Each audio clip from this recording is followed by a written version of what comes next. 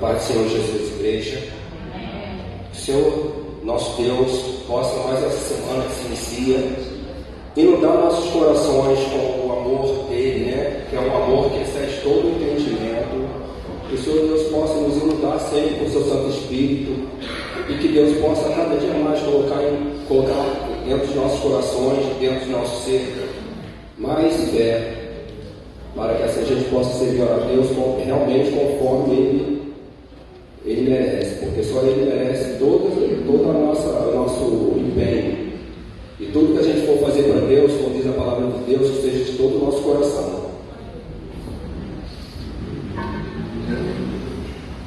O convite ao culto dessa manhã se encontra em Isaías 25:1.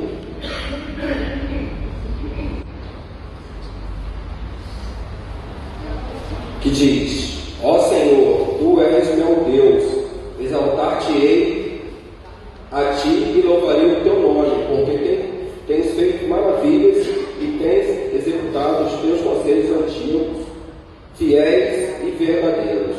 Oração de adoração com membro da UMP.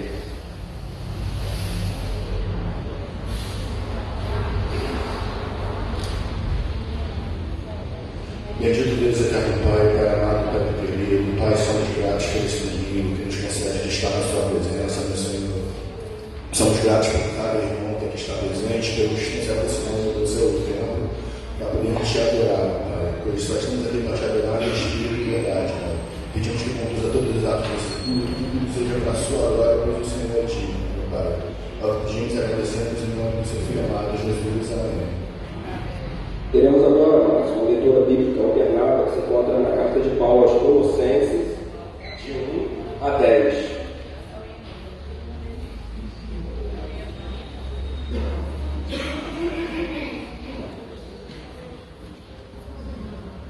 Impressa no boletim dos amados. Carta de Paulo aos Colossenses, de 1 a 10. Começarei lendo. Amém, irmãos? Paulo, apóstolo de Cristo Jesus, por vontade de Deus, e o irmão Timóteo. Aos santos e fiéis que não creem nisso, que sempre mantêm por nós, graça e paz a vós outros, da parte de Deus, nosso Pai. Damos sempre graças a Deus, Pai de nosso Senhor Jesus Cristo, quando oramos por vós. Desde que ouvimos a vossa fé em Cristo Jesus e do amor que tens para todos os santos. Por causa da esperança que vos está preservada nos céus, da qual antes ouviste pela palavra da verdade do Evangelho. Que chegou até vós, como também todo mundo está produzindo fruto de descendência, tal acontece com vós, desde o dia que ouvistes e entendestes a graça de Deus na verdade. Segundo fostes instruídos por Epáfras, nosso amado conservo, e, quanto a vós outros, fiel ministro de Cristo. O qual também nos relatou o vosso amor exclusivo. Por esta razão, também nós, desde o dia que ouvimos, não cessamos de orar por vós e de pedir que transbordeis de pleno conhecimento da sua vontade, em toda sabedoria e entendimento espiritual, todos, a fim de viver de modo digno do Senhor, para o seu inteiro agrado, frutificando em toda boa obra e crescendo no pleno conhecimento de Deus. Ministério de adoração do louvor, 2 cânticos.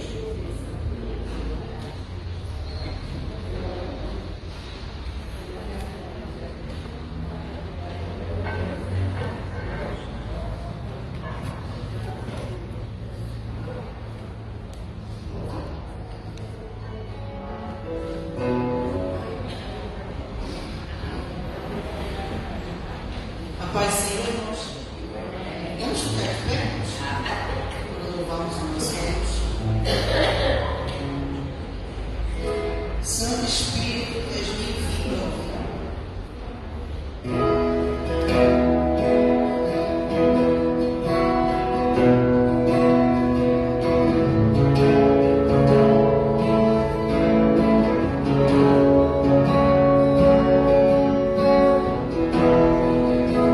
Não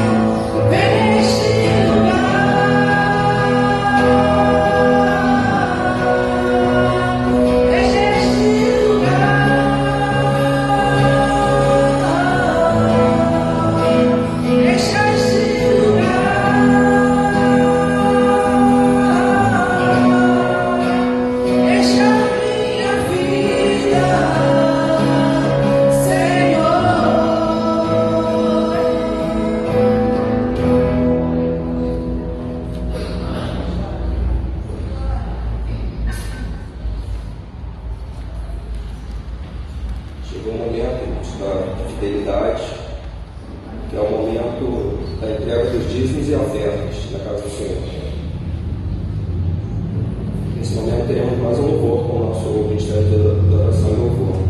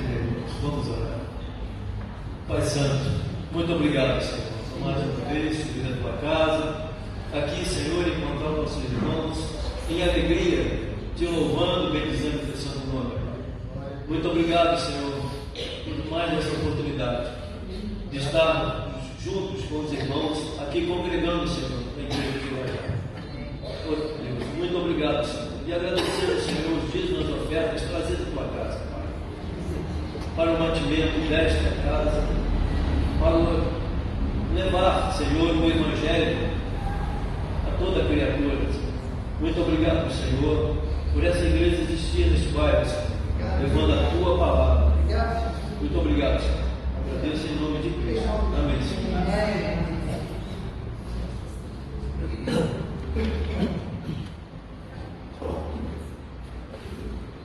Antes de fazer a apresentação do mensageiro, vou pedir ao nosso Marcelo para que esteja aqui embaixo para fazer a oração de iluminação. E agradecer a Deus pela vida do nosso seminarista Rodrigo, que Deus abençoe a cada dia mais a vida dele, o ministério dele, a vida da família dele. E também pedir esse momento que Deus esteja com o nosso pastor, ele está na igreja de Ramo, então que Deus possa ir a cada dia mais com a vida dele, com o ministério dele também, possa estar abençoando ele a cada dia mais. Seminarista Rodrigo, sabemos que Deus colocou mais esse dia, né, uma palavra poderosa dentro do seu coração para trazer para os nossos corações nesse dia. Que nosso ser, nossa mente, todo o nosso coração possa estar como terra fértil para receber a palavra do nosso Deus nesse momento, nesse dia. Senhor Deus, nosso Pai, em nome do Senhor Jesus Cristo, agradecemos, Senhor Deus, por mais um dia de vida, mais um dia na Sua presença, Pai. Obrigado porque o Senhor tem misericórdia de nós e estamos na Sua igreja, sob a vossa proteção, Senhor. Ó Deus Todo-Poderoso, dependemos de Ti, sem Ti nada podemos ser, nada podemos fazer. Sabemos disso. E neste momento, Senhor Deus, pedimos mais uma vez, porque somos dependentes de Ti, que o Senhor possa nos iluminar, para que possamos entender o que o Senhor quer falar aos nossos corações. Ó Senhor Deus, também capacite e ilumine o mensageiro, Senhor Deus, para que ele possa também transmitir o que o Senhor colocou no coração dele. E nada, Senhor Deus, atrapalhe a nossa atenção nessa mensagem, nesta palavra divina que vem do Senhor. Agradecemos em nome do Senhor Jesus Cristo. Amém e amém.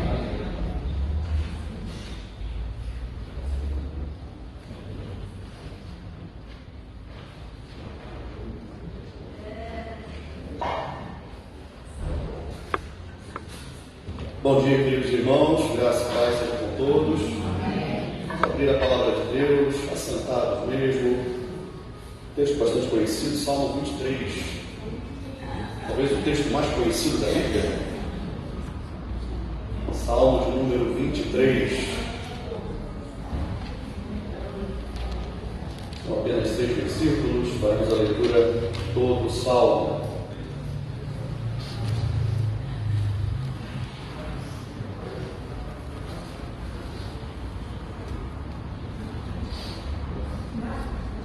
Salmo 23, diz assim a palavra do Senhor: O Senhor é meu pastor, nada me faltará. Ele me faz repousar em pastos verdejantes, leva-me para junto das águas de descanso, refrigera minha alma, guia-me pelas veredas da justiça por amor do seu nome. Ainda que eu ande pelo vale da sombra da morte, não temerei mal nenhum, porque tu estás comigo. O teu bordão e o teu cajado me consolam.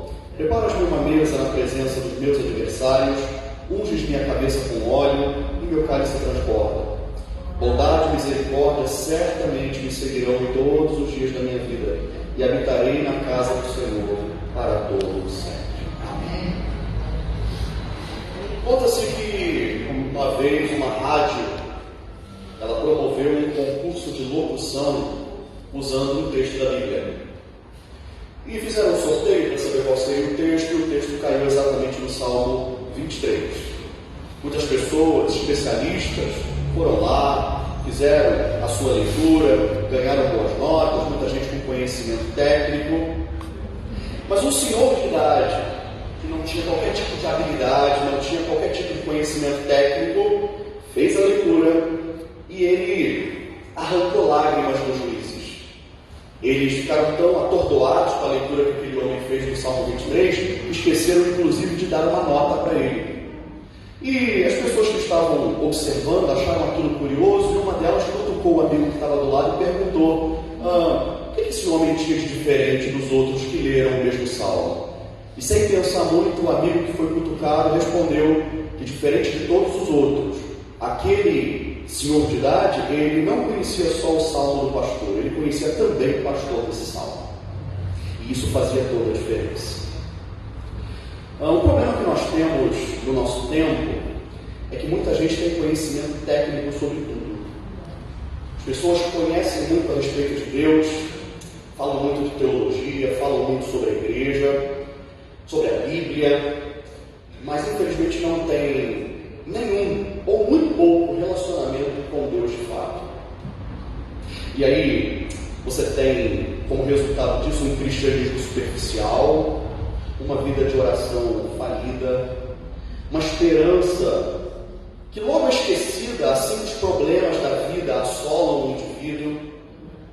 Mas nessa manhã eu quero trazer para você as riquezas presentes nesse salmo. E o meu objetivo aqui é que você saia exatamente como esse senhor da recitação do salmo.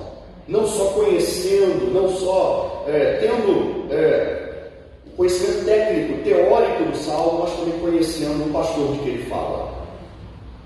O Salmo 23 ele começa com uma declaração de onde vai decorrer todo o restante do salmo. Davi ele começa dizendo que o Senhor é o seu pastor.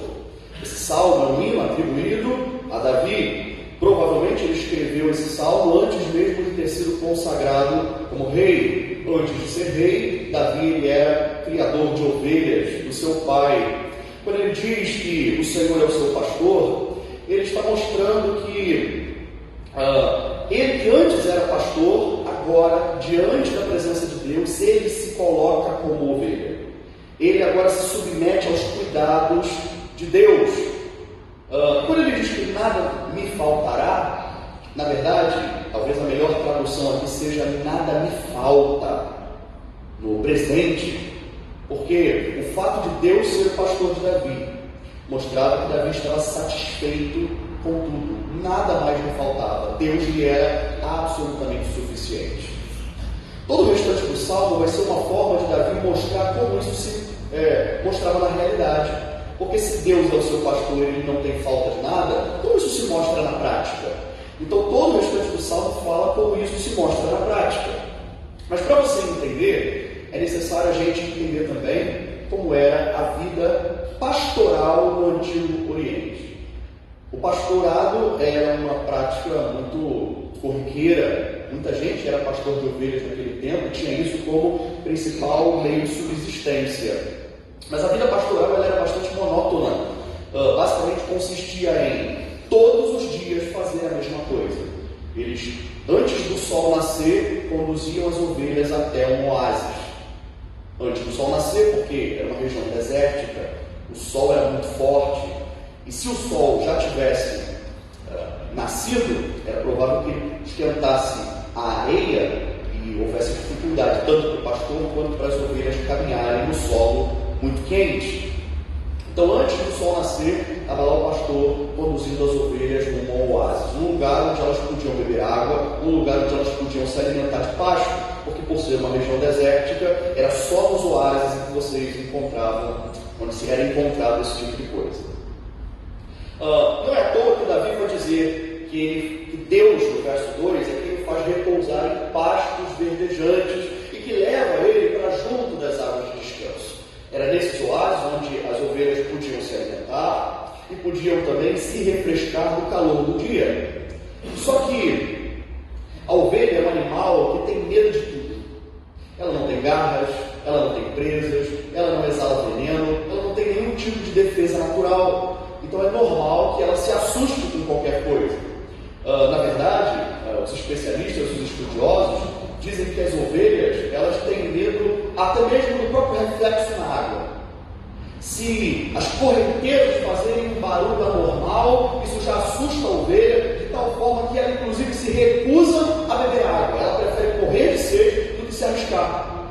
Muitas das vezes, então, o pastor ele tinha que pegar a água na mão, conduzir até a boca da ovelha para que ela não morresse de sede. É por isso que o verso 3 inicia dizendo que é Deus quem refrigera a alma, porque Davi talvez pudesse enfrentar momentos em que ele tivesse tanto medo das investidas dos seus inimigos, que Deus é quem precisava ir lá e saciar a sua sede. tal como o pastor que conduzia a água até a boca da ovelha. E depois que o sol abaixava, o pastor tinha que reconduzir as ovelhas de volta para o aprisco. Não pense que era uma jornada fácil, estava escuro. Os animais noturnos eram um perigo constante. Então o pastor ele sempre trazia nas mãos um cajado com uma ponta envergada, que servia tanto como uma espécie de anzol para pescar a ovelha, se ela escorregasse e acabasse caindo num lugar difícil de acessar. Ele usava também como uma espécie de bordão para poder bater na ovelha e ela ser reconduzida ao caminho, caso se distraísse no meio do caminho com alguma outra coisa. E ele usava a ponta daquele cajado também como uma lança para poder espantar os predadores. Era dessa forma que o pastor reconduzia elas na volta. Davi vai continuar o verso 3 e emendando com o verso 4 dirá: guia-me pelas veredas da justiça por amor do seu nome. O cuidado que o pastor tinha com as ovelhas, colocando inclusive a própria vida dele em risco, era uma demonstração de amor, né? Tanto pela sua própria reputação, porque ele teria condições de cuidar das ovelhas, quanto pelas próprias ovelhas, colocando a sua vida em perigo. Jesus vai falar uma coisa semelhante a essa em João capítulo 10, quando ele diz que ele é o bom pastor, e que o bom pastor ele chega ao ponto de dar a vida pelas ovelhas. Mas aquele que não é pastor, mas é mercenário, quando ele vê o lobo vir, ele abandona as ovelhas e foge. E então o lobo vem e arrebata essas ovelhas e as dispersa. O mercenário foge, e Jesus vai dizer que ele foge porque é mercenário, e por isso ele não tem cuidado das ovelhas. Mas o bom pastor, além de conhecer as ovelhas, elas também conhecem a ele, e ele dá a sua vida por elas. Quando Davi fala sobre o vale da sombra da morte, no verso 4, o vale da sombra da morte não é uma metáfora. O vale da sombra da morte é um lugar difícil de se caminhar. Geralmente o caminho que as ovelhas tinham que fazer para voltar ao aprisco já de tardinha era um caminho rochoso, era um caminho estreito na maioria das vezes, por entre os montes, e era muito fácil elas escorregarem, caírem por ali, algumas até despencarem de forma definitiva e acabarem morrendo na queda. Então Davi vai se colocar na posição de ovelha e dizer: ainda que eu ande por esse tipo de lugar, ainda que eu ande por esses lugares difíceis, onde eu posso arriscar a minha própria vida, ande pelo vale da sombra da morte, porque Deus é quem está me conduzindo, eu não terei medo, eu não temerei mal algum. Por quê? Porque tu estás comigo. E se alguma coisa me acontecer, o teu bordão e o teu cajado me consolam. Se por acaso no caminho eu me desviar, se por acaso eu cair, lá estará o seu cajado para me trazer de volta. Lá estará o teu cuidado para me reconduzir no caminho correto. E aí no verso 5, temos uma mudança brusca na narrativa. Isso é muito comum nas poesias hebraicas. Agora Davi já foge um pouco desse cenário e ele passa a mostrar um outro. Agora uma grande festa, uma grande celebração. E nessa grande celebração, você tem essa celebração acontecendo num alto monte, onde uma mesa é estendida para Davi. Não está dizendo quem é que prepara essa mesa, mas nós sabemos que é Deus quem está preparando. E óleo é derramado sobre a cabeça de Davi e o cálice dele é cheio a ponto de transbordar. No Antigo Oriente, ungir com óleo perfumado a cabeça de alguém era uma demonstração de grande honra a essa pessoa. E o cálice transbordar falava de fartura. Davi está no alto monte, recebendo honrarias da parte de Deus, sendo exaltado por Deus, enquanto seus adversários lá de baixo olham ele recebendo todas essas honras, mas não podem fazer absolutamente nada contra ele. A ideia de preparas uma mesa na presença dos meus adversários, não é que os adversários ficavam passivos observando, é porque eles estavam num lugar diferente e não conseguiam acessar onde Davi se encontrava. Eles não podiam fazer nada contra ele. Deus o havia posto em um lugar seguro. E o verso 6, que é o encerramento desse texto, vai mostrar que a bondade e a misericórdia de Deus o seguiriam toda a vida. Quando você convidava uma pessoa no Antigo Oriente para poder estar numa festa na sua casa, os anfitriões eles garantiam a segurança dos seus convidados. Então, quando eles saíam da festa, eles tinham que ser reconduzidos em segurança, pelo menos até a saída da cidade. Geralmente, 2 pessoas eram designadas pelo anfitrião para acompanhar os seus convidados. Davi aqui vai dizer que essas 2 pessoas que Deus designou são a sua bondade e a sua misericórdia. Elas é quem conduziriam Davi dali para frente em segurança até o seu destino. Mas há uma segunda ilustração aqui também que retoma a ideia da ovelha. Porque quando nós falamos, quando é usado aqui a palavra seguirão, refere-se aqui a uma caça. A ovelha, ela o tempo todo ficava alerta, porque os animais ficavam o tempo todo espreitando ela, aguardando apenas uma oportunidade para avançar e arrebatá-la. Davi aqui, ele se põe como uma ovelha e realmente ele está sentindo que tem alguém seguindo ele. Só que quando ele olha para trás, não é um inimigo, é a bondade e a misericórdia de Deus que estão seguindo. E o conduzirão seguro até a casa de Deus, onde ele poderá habitar para sempre. Diante disso, eu quero trazer o tema nessa manhã, a caminhada com o pastor. Evidentemente, eu não estou falando de um pastor no sentido de ofício eclesiástico, eu estou me referindo ao pastor, ao sumo pastor das nossas almas. E a primeira lição que eu trago para você nessa manhã, a respeito desse tema, a caminhada com o pastor, é que a caminhada com o pastor, me perdoe, é que a caminhada com o pastor é uma caminhada de fé. Ao dizer que o Senhor é o seu pastor, Davi aqui está fazendo uma declaração de fé. Todo o resto do salmo, ele decorre a partir desse ponto, porque o nosso relacionamento com Deus também decorre da nossa fé. Essa declaração mostra que nós pertencemos a Ele, da mesma forma que a ovelha pertence ao pastor. Depositar a fé em Deus e confessá-lo como seu pastor é estar em inteira dependência de Deus.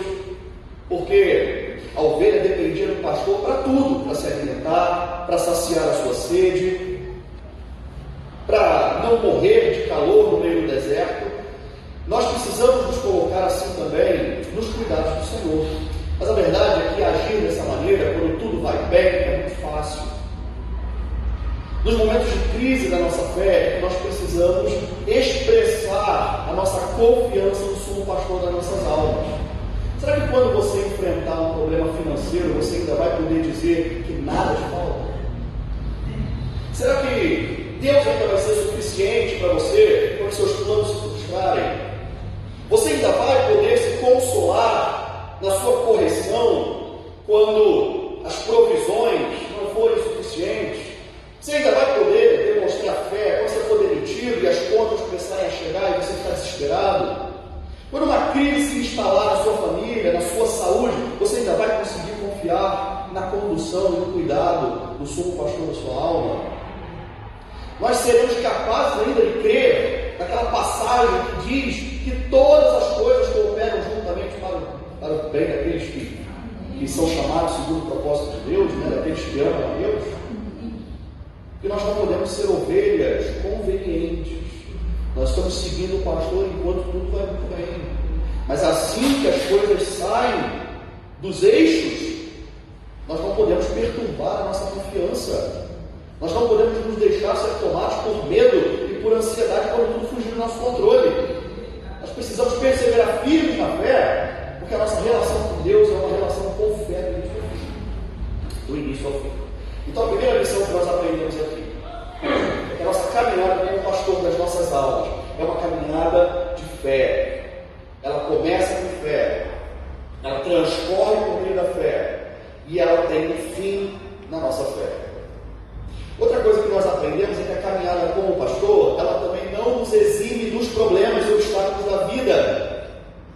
E é curioso perceber isso, porque em muitos lugares nós ouvimos pessoas convidando indivíduos a virem a Cristo, dizendo que tudo será mais rosas.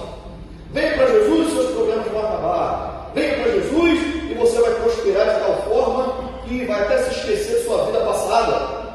Mas quando nós olhamos para a realidade, isso não é uma realidade na vida do discípulo, na vida do servo de Deus.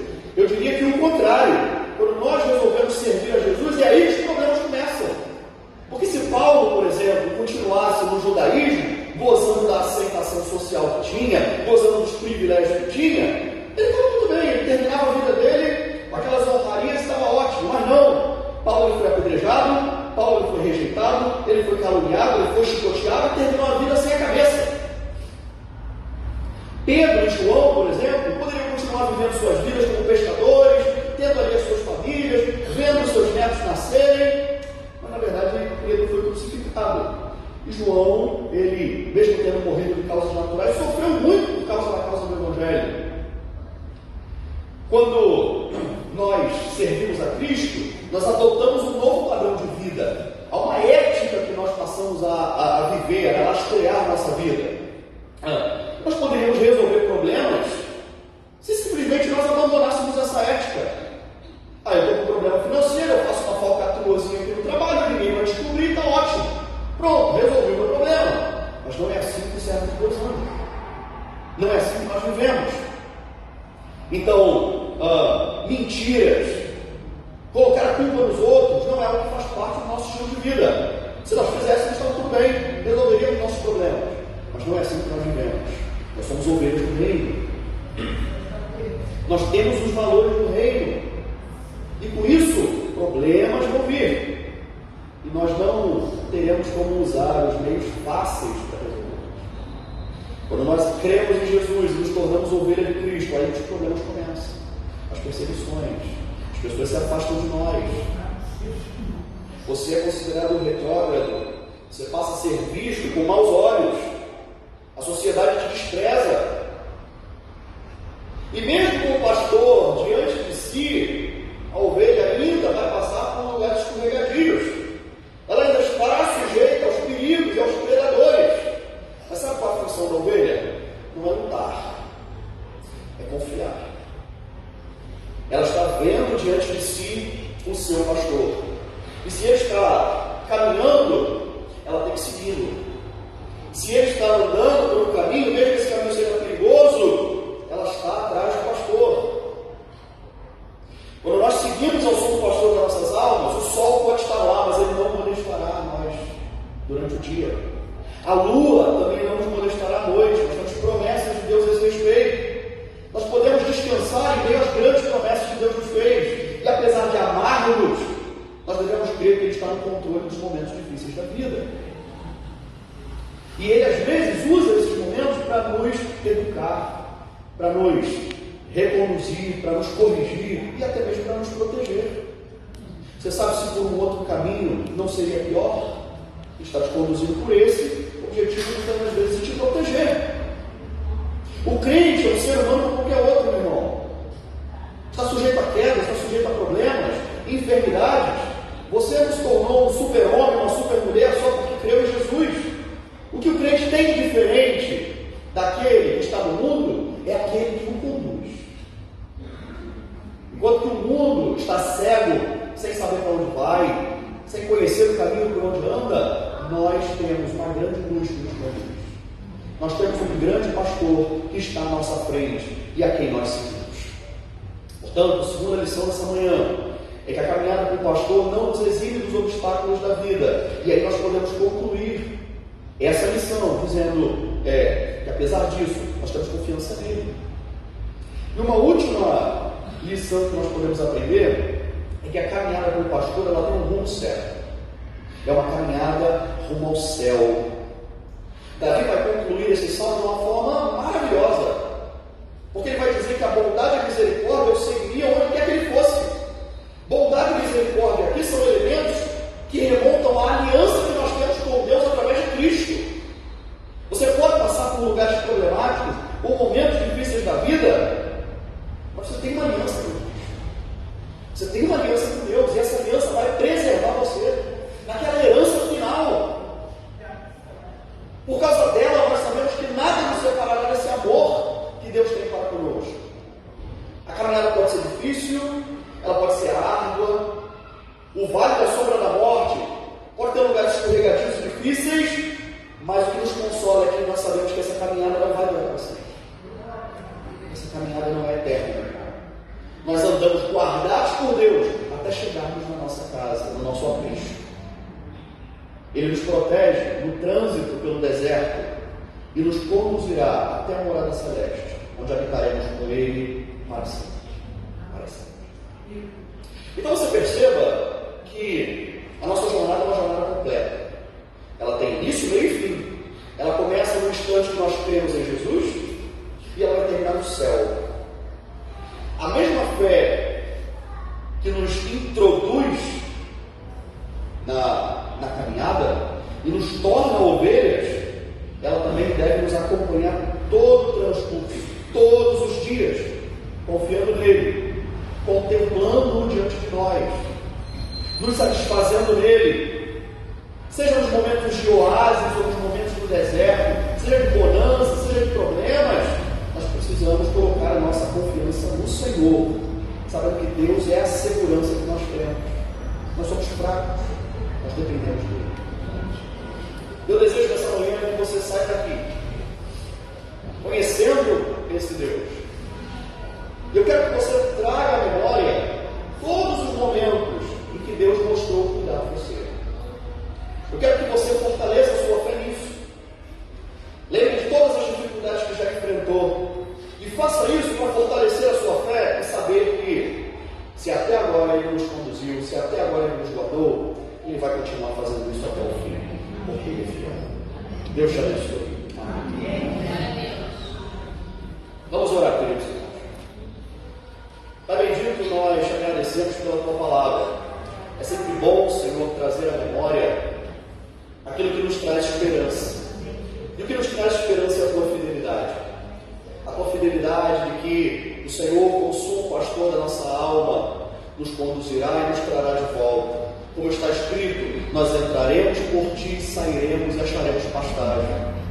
Isso significa, Senhor, que não importa onde possamos ir, o Senhor está conosco.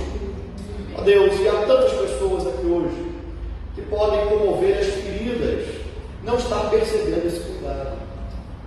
Senhor, em nome de Jesus, se mostra, Senhor, como pastor dessa pessoa. Se mostra, ó Deus, como aquele que a conduz, mesmo que ela não perceba. Há muitas que, por causa dos perigos, se distraem e acabam colocando a atenção mais nos perigos, mais na escuridão, mais no caminho difícil, do que no Senhor que está conduzindo. Que em nome de Jesus, ó Senhor, o Senhor se revele e que o Senhor se mostre como cuidador, como segurança dessa pessoa. Traz esperança ao Teu povo, meu Deus. Traz alegria ao coração do Teu povo nessas verdades. E que nós nos mantenhamos fiéis a Ti, como Tu tens sido fiel à aliança que tem conosco. Que o Senhor preserve a nossa fé, de forma inabalável em Ti, Senhor, mesmo nos momentos de crise e de dificuldade. Que esses momentos sejam abençoadores para nós. Que nós entendamos que nada do que vem na nossa vida, Senhor, deixe de passar pela Tua vontade, deixe de passar pelo Teu crivo. Nada foge da Tua soberania. Portanto, se veio até nós, Senhor, o Senhor o permitiu. E isso certamente com um bom propósito. Que todas as coisas cooperam juntamente para o bem daqueles que amam a Deus, daqueles que são chamados segundo o propósito do Senhor. O Senhor permite situações, ó Deus, para que nós sejamos moldados ao caráter de Cristo e que a cada dia sejamos semelhantes a Ele. Portanto, Senhor, como Paulo, que nos alegremos nas tribulações, que estejamos satisfeitos, ó Deus, dos problemas da vida, porque quando nos reconhecemos como fracos a Ele, somos fortes, porque estamos na Tua dependência, porque não queremos fazer nada do nosso próprio braço. Senhor, seja o Teu agir na nossa vida a nossa esperança. Seja, ó Deus, essa a nossa força, o nosso vigor. Abençoa a Tua igreja, derrama a Tua graça, Senhor, graça santificadora, graça preservadora, graça perseverante sobre cada um de nós nessa manhã. Abençoa-nos em Cristo Jesus. Vamos fazer a oração que Cristo nos ensinou, dizendo: Pai nosso que está nos céus, santificado seja o Teu nome. Venha o Teu reino, seja feita a Tua vontade, assim na terra como no céu. O pão nosso de cada dia nos dá hoje. Perdoa as nossas dívidas, assim